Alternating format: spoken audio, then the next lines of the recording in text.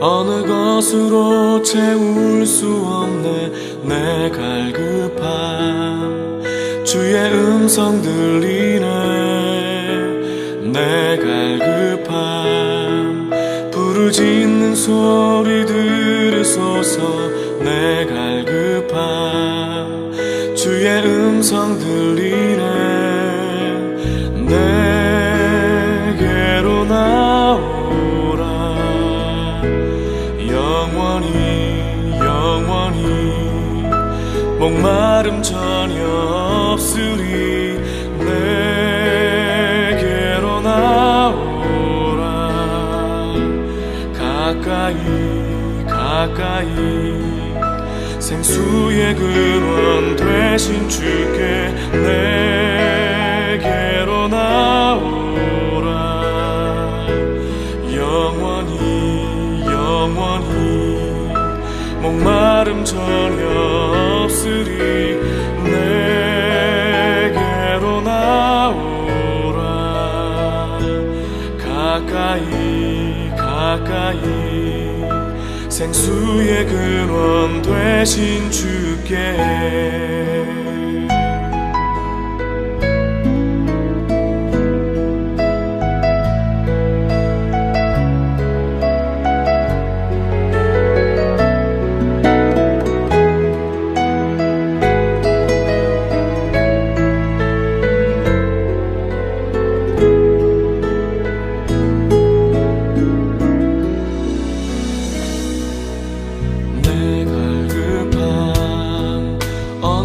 것으로 채울 수 없네. 내 갈급함 주의 음성 들리네. 내 갈급함 부르짖는 소리 들으소서. 내 갈급함 주의 음성 들리네. 내게로 나오라.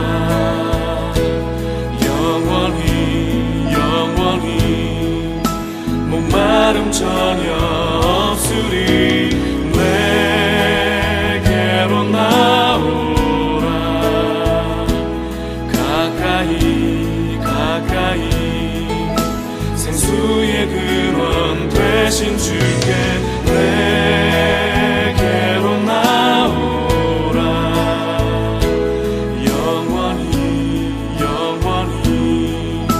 목마름 전혀 없으리. 내게로 나오라. 가까이 생수의 근원 되신 주께 내게로 나오라. 영원히 목마름 전혀 없으리.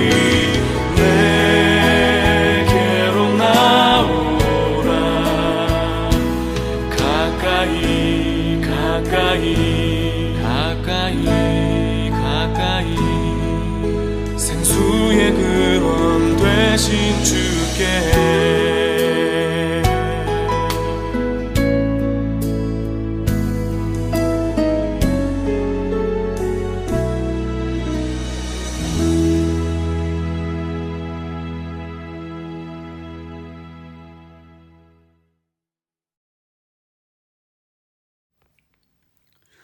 오늘 우리에게 주신 하나님의 말씀은 로마서 9장 1절에서 5절까지의 말씀입니다. 다 같이 화면을 보시면서 함께 읽겠습니다. 나는 그리스도 안에서 참말을 하고 거짓말을 하지 않습니다. 내 양심이 성령을 힘입어서 이것을 증언하여 줍니다. 나에게는 큰 슬픔이 있고 내 마음에는 끊임없는 고통이 있습니다. 나는 육신으로 내 동족인 내 결애를 위하는 일이면 내가 저주를 받아서 그리스도에게서 끊어질지라도 달게 받겠습니다. 내 동족은 이스라엘 백성입니다. 그들에게는 하나님의 자녀로서의 신분이 있고 하나님을 모시는 영광이 있고 하나님과 맺은 언약들이 있고 율법이 있고 예배가 있고 하나님의 약속들이 있습니다. 족장들은 그들의 조상이요 그리스도도 육신으로는 그들에게서 태어나셨습니다. 그는 만물 위에 계시며 영원토록 찬송을 받으실 하나님이십니다. 아멘. 하나님께서 이 말씀을 통하여 우리에게 은혜 주시기를 원합니다. 하나님의 크신 사랑과 은총이 여러분의 삶에 함께 하시기를 빕니다. 오늘은 그리스도에게서 끊어질지라도 라는 제목으로 함께 하나님의 말씀을 나누겠습니다. 요즘 우리가 살고 있는 미국을 포함해서 전 세계적으로 한국 문화가 유행하고 있습니다. K-팝과 K-드라마, K-무비뿐만 아니라 K-푸드까지 유행하고 있습니다. 과거에는 한국 음식을 세계에 알리기 위해서 우리 음식을 각 나라 사람들의 입맛에 맞게 만들었습니다. 하지만 요즘은 외국인들도 가장 한국적인 맛이 가장 맛있다는 사실을 알고 오리지널 한국 음식을 찾고 있습니다. 이 외에도 우리나라의 과학기술 발전과 첨단 산업은 세계에 부러움을 사고 있습니다. 요즘은 시쳇말로 국뽕이 절로 차오릅니다. 우리의 조국 대한민국의 위상이 높아지다 보니 우리처럼 해외에 살고 있는 한국인들의 자긍심과 자존감이 높아지는 것이 사실입니다. 여러분들도 다 같은 마음이라는 생각이 듭니다. 그리고 이런 자긍심과 자존감은 사도 바울 당시 유대인들에게도 넘치도록 있었습니다. 당시 유대인들은 오직 자신들만이 하나님께 선택받은 선민이라고 믿었습니다. 여기서 멈추지 않고 그 선민 사상을 바탕으로 다른 민족, 다른 나라 백성들을 무시하고 멸시했습니다. 그들은 심지어 자신들을 다스리고 있는 로마인들까지 이방인이라며 무시하고 조롱하기도 했습니다. 그리고 바울은 이런 유대인 중에 유대인이었습니다.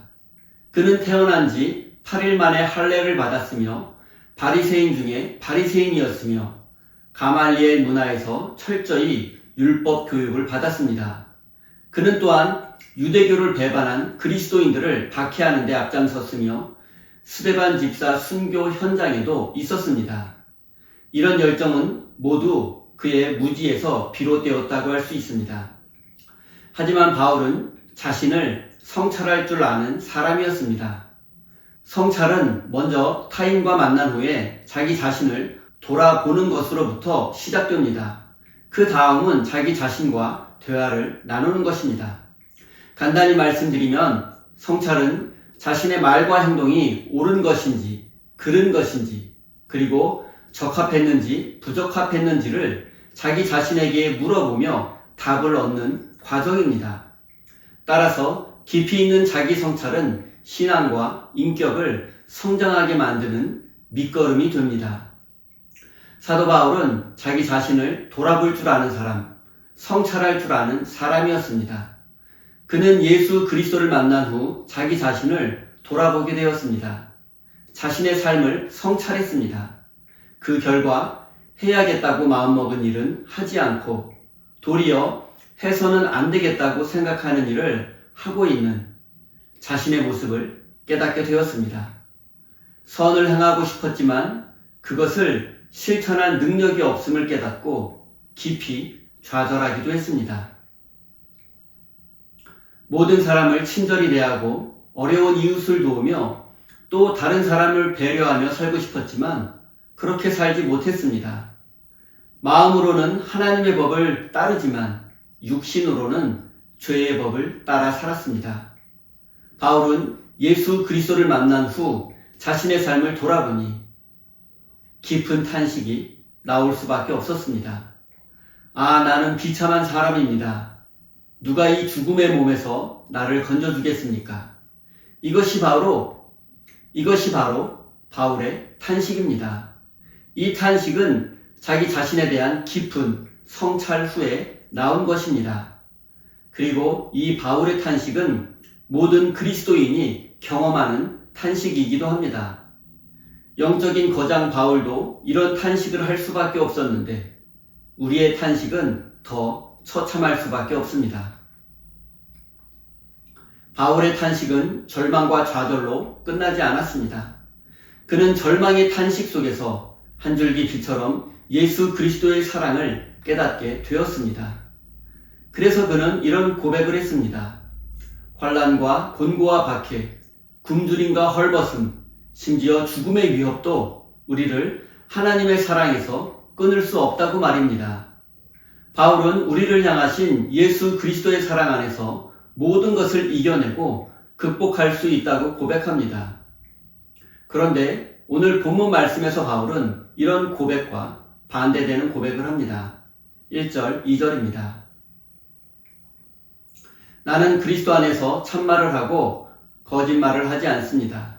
내 양심이 성령을 힘입어서 이것을 증언하여 줍니다. 나에게는 큰 슬픔이 있고 내 마음에는 끊임없는 고통이 있습니다.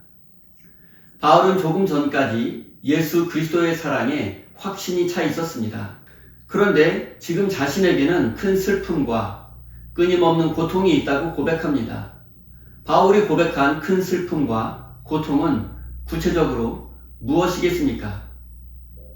그것은 바로 자신의 동족 유대인이 예수님을 거부한다는 사실입니다. 예수 믿고 구원받아 천국의 삶을 누리고 있는 바울은 예수님을 믿지 않는 유대인을 생각하니 안타까운 마음과 슬픔과 고통이 밀려온 것입니다. 당시 유대인들은 바울을 민족의 반역자와 배교자로 여기며 박해하고 핍박했고 심지어 바울을 암살하려고 하는 자들도 있었습니다. 하지만 바울은 이런 유대인들을 미워하지 않고 저주하지 않았으며 그들과 맞서 싸우지도 않았습니다.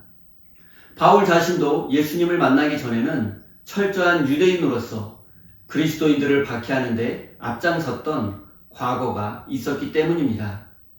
바울은 그 누구보다 자신을 박해하는 유대인들의 마음을 이해할 수 있었습니다. 이런 배경 속에서 자신이 저주를 받아서 그리스도에게서 끊어지는 대가로 유대인들이 구원받을 수만 있다면 그렇게 하고 싶다는 고백을 한 것입니다. 세상의 그 무엇으로도 끊을 수 없는 그리스도의 사랑에서 끊어지는 한이 있더라도 자기 민족을 구원의 길로 인도하고 싶은 것이 바로 바울의 마음이었습니다. 바울이 유대인에 대해서 마음 아파한 것은 구체적으로 그들이 하나님의 백성답게 살지 못한다는 사실입니다. 4절입니다. 그들에게는 하나님의 자녀로서 신분이 있고 하나님을 모시는 영광이 있고 하나님과 맺은 언약들이 있고 율법이 있고 예배가 있고 하나님의 약속들이 있습니다. 유대인들은 하나님으로부터 이렇게 엄청난 은혜와 축복을 받았습니다.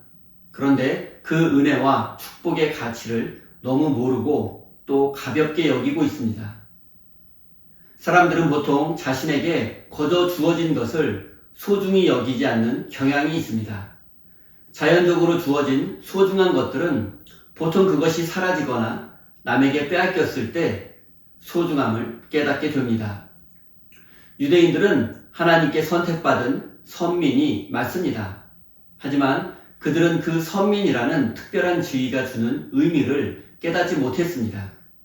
그들은 선민이라는 지위를 타민족을 깎아내리고 무시하고 멸시하는 도구로 사용했습니다. 그러면 자신들이 높아진다고 생각했던 것 같습니다. 하지만 하나님께서 그들을 선택하신 이유는 그들이 타민족보다 의롭거나 능력이 뛰어나서가 아닙니다. 하나님은 그들을 통해서 모든 민족과 모든 나라의 백성들을 구원하기 원하셨고 그 일꾼으로 그들을 먼저 선택하신 것일 뿐입니다. 하지만 유대인들은 하나님의 섭리와는 정반대로 하나님의 은혜와 축복을 온전히 자신들만의 것으로 사유화했습니다. 심지어 하나님을 섬기는 것이 아니라 하나님을 이용해서 자신들의 이익과 욕망을 추구했습니다. 이것이 바로 바울 당시 유대인들의 현실이었습니다. 그리고 이런 모습을 알고 있는 바울은 자신의 뿌리이며 자신의 민족을 바라보며 슬픔과 고통을 느낄 수밖에 없었습니다. 그는 정말로 자신의 민족, 선민 이스라엘이 예수 그리스도의 사랑을 깨닫고 구원받기를 바랬습니다. 사랑하는 성도 여러분, 여러분에게는 바울과 같은 이런 안타까운 마음이 있으십니까? 가족과 친구와 이웃을 향해서 이런 안타까운 마음을 가져보신 적이 있으십니까? 사랑하는 우리 세임교회 성도 여러분, 여러분이 그리스도의 사랑에서 끊어져도 좋다는 마음으로 이웃을 사랑하여 주시고 또 섬겨주시기 바랍니다. 그래서 그 여러분의 사랑과 섬김을 통해서 많은 사람들이 구원의 길을 찾아 하나님께로 돌아오는 구원의 역사가 일어나기를 예수님의 이름으로 축원드립니다. 우리 다 함께 주신 말씀 가슴에 새기며 기도의 자리로 나아가겠습니다.